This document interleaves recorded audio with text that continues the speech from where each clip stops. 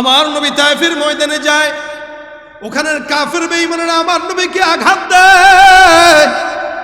আমার নবী প্রতিদিন ফজরের নামাজের জন্য মসজিদের দিকে আগায়। একটা বুড়ি কাম তার প্রত্যেক দিন কাটা বিছায় দেওয়া। রাসূল সাল্লাল্লাহু আলাইহি ওয়াসাল্লামের পথের মধ্যে বিষাক্ত কাটাগুলো বিছায় দেয়। নবী আমার দেখে, আর দূর থেকে তাকায় দেখে আর বলে, আহারে বুড়িটা মনে হয় কার থেকে টাকা পায় তারপরে এগুলো করে।